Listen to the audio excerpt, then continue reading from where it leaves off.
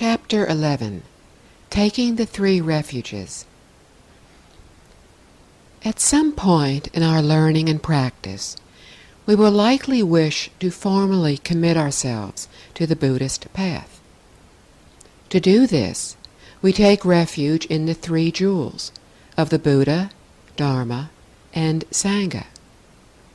When we do so, we are not taking refuge in someone or something outside of ourselves. The three jewels represent virtues that are already within each of us.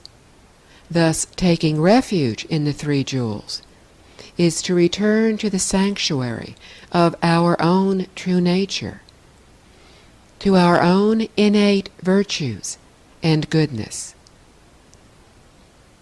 When we take refuge in the Buddha, we are leaving blind faith and delusion behind us, as we seek to awaken and uncover the true nature within us. The Buddha was an ordinary man who attained supreme enlightenment. He wisely understood the causes of pain and unhappiness, and compassionately showed us the path he had taken, so that we too might break free from suffering. Each of us has the same true nature as the Buddha. Each of us has the potential to look within and return to that true nature. The choice to do so is entirely up to us. To take refuge in the Buddha is to make a commitment to ourselves, to our inner Buddha nature. That commitment says that we will do everything we can to awaken and uncover the inner goodness, compassion, and wisdom that lie deep within us. When we take refuge in the Dharma, we are returning from incorrect views to right views and correct understanding. Our present lack of awareness and proper comprehension have obstructed us from seeing the reality of life and caused us to look at everything in a distorted way, as if we were looking at things through a tiny, blurred window. When our minds become pure and our misconceptions are replaced with right understanding, we will give rise to wisdom and be able to see everything clearly. Since sutras are records of the Buddha's teachings and describe the truth of the universe, we can use the sutras as guidelines. If our thinking coincides with what is in the sutras, then our comprehension is correct. Only when we clearly see the whole can our viewpoints and understanding be wise. The teachings of all Buddhas flow from their true natures. They teach us how to let go of benefiting solely ourselves, to attain purity of mind, to see life clearly, and to become enlightened. Upon hearing the teachings, we should be respectful and remind ourselves to cultivate right understanding and proper views. When we take refuge in the Sangha, the community of those who practice the teachings, we are returning from pollution and dissension to purity of mind and harmony. As we associate with those who practice understanding and loving kindness, and who feel and practice as we do, we will begin to learn from them. Currently, our minds, spirits, and bodies are impure. The Buddha taught us that everything is a reflection of the mind.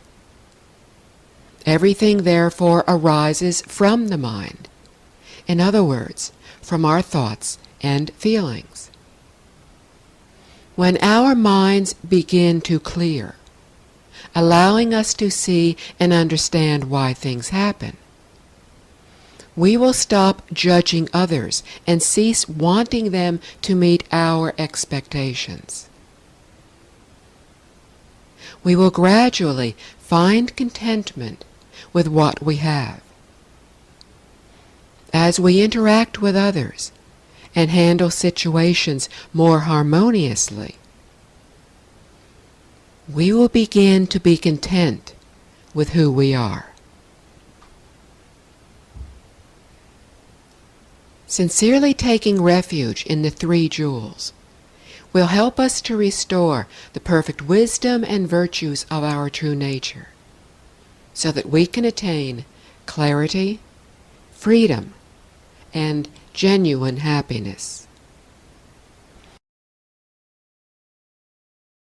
It is best to take the three refuges with a monastic who you feel will be a good mentor to you, someone whom you can learn from, seek assistance from, and be associated with. If, however, you have no access to a monk or a nun, you can take the three refuges yourself as an alternative. When you take the refuges with a monk or nun, remember that he or she is simply passing on the vow to you and serving as a witness. You are not taking refuge in that individual.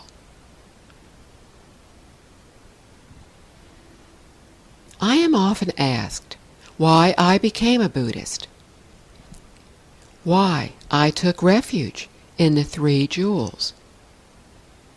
Buddhism is logical, and for me, it feels right. The Buddha himself exemplified compassion, joy, and equanimity. Thus he practiced what he taught. He was honest. He advised us not to believe blindly, but to carefully consider what that person is saying. He was open-minded. He spoke of ending the wars within each of us to find peace without. He was insightful. He taught that our lives are the result of what we had previously thought, said, and done. He experienced, espoused, and epitomized the reality of the oneness of the universe. Ultimately, the reason that the Buddha's logical approach feels right for me is that Buddhism appeals to my innermost nature. What I now realize is my Buddha nature.